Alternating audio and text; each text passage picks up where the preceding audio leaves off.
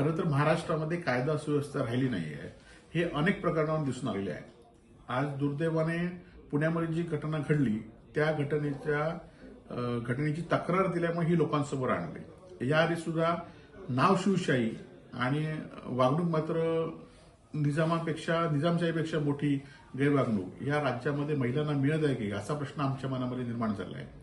काल दुर्दैवाने ही घटना घडल्यानंतर तिथे गेलेल्या गृह राज्यमंत्र्यांनी कशा पद्धतीने तिथलं परिस्थिती हाताळली किंवा कशा पद्धतीने दिलं तो महिलांचा अपमान करण्याचं काम गृह राज्यमंत्र्यांनी केलेलं आहे. आणि त्यामुळे पीडित महिलेला न्याय मिळाला पाहिजे. खरं तर यासाठी लोकांनी रस्त्यावर आता उतरावं लागेल, कारण या सरकारकडनं कुठलीही अपेक्षा आता लोकांची राहिली नाही आहे. त्यामुळे लोकांनी सुद्धा या संदर्भात आवाज उठवणं गरजेचं आहे की सामान्य महिलांना आज सामान्य एसटीतनं प्रवास कोण करतंय? सामान्य महिला या ठिकाणी एसटीतनं प्रवास करत आहेत, सामान्य लोक प्रवास करत आहेत. आज एखाद्या ठिकाणी पुणे हे शिक्षणाचं माहेरघर आहे, त्यामुळे अनेक विद्यार्थिनी हे संपूर्ण राज्याच्या कानाकोपऱ्यातनं त्या ठिकाणी येत असतात आणि त्यांच्या बसेस त्यांची प्रवासी हे खरं तर सकाळीच त्या ठिकाणी पोहोचतात पहाटेच्या दरम्यान.